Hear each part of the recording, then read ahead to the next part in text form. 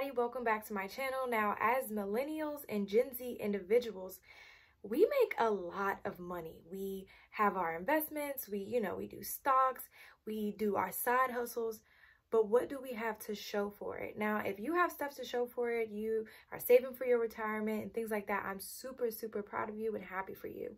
But this video today, we're gonna talk about 3 things. This is a part 2 to my first investment video.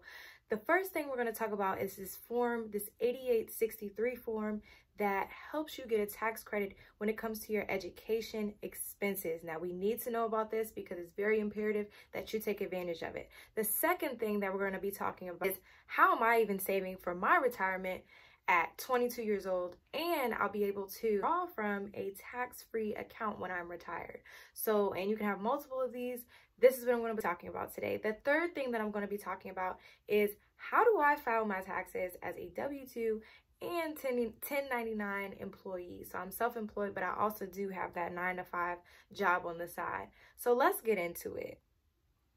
Now, I am not a tax preparer. However, this is shedding light on the possibilities that you have as a student. So what you need to do is go and research these tax opportunities on your own, or ask your bookkeeper, ask anybody that you know that is doing your taxes, or if you're doing this alone, this is to help you understand that there are opportunities for you to get a credit for your educational expenses. What is the 8863 student tax form? It's a tax form used to claim your education credits based on your educational expenses at any eligible post-secondary institution, or as we would say, college or university. So there's 2 credits that you can claim. One is called the American Opportunity Credit, and the second one is called the Lifetime Learning Credit. Opportunity credit, that's based on your tuition, your books, your fees, supplies while you're at school. The second requirement is that you're half-time enrolled at least 1 or more academic semesters. The third thing is you cannot make more than $90,000 if you're filing as an individual, or if you're married and you're filing jointly, you can't make more than $180,000. So make sure that your income is below that when you are filing to get this educational tax credit. The Lifetime Learning Credit is slightly more flexible. So with that one, it requires you to be taking 1 course. It doesn't include books or any fees that you pay that aren't directly to the school. So like tuition, that would qualify because so this one gives you more flexibility with only having to take 1 course. However, you can't include anything that's not directly paid to the school. Also, this income limit is lower and you can't make more than $68,000 as an individual or $136,000 as if you're married and filing jointly. So this is my tip about the 8863 form. Now let's get into how I am saving for my retirement at 22 years old. So my bookkeeper, he encouraged me to get my first IUL. Now you can have multiple of these.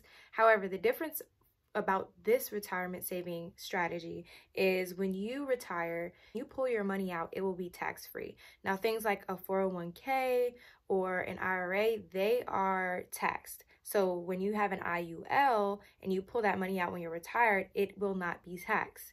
You can also have multiple IULs that you can pull out when you're retired. So it literally made perfect sense to me to get my IUL started at 22 so that I'm saving for it now.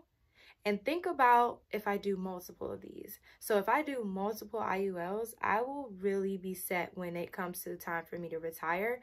And I haven't even started my full-time job yet. I'm still in college and I'm saving for my retirement. So this is just, a tidbit that you guys can look up, or ask your bookkeeper, ask your accountant, your parents, if you should start your retirement fund as well. So shout out to Butler Squared for getting me started with that, because I'm super excited.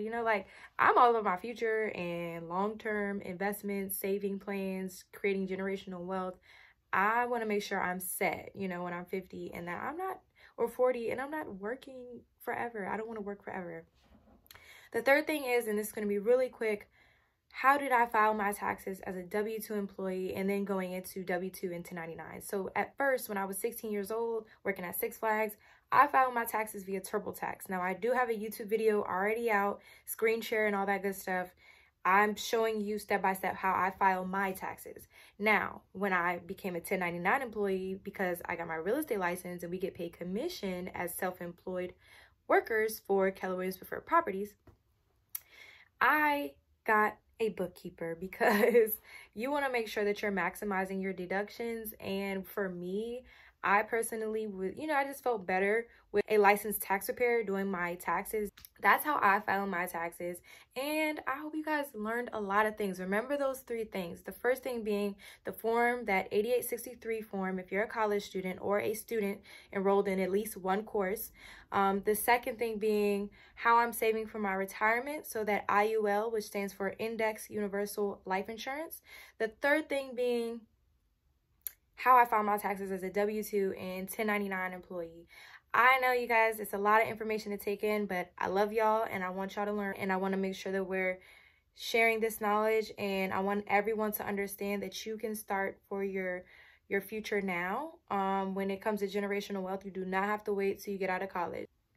But yeah, peace out. Real Estate Betty out. All my real estate baddies and bosses, thanks for watching.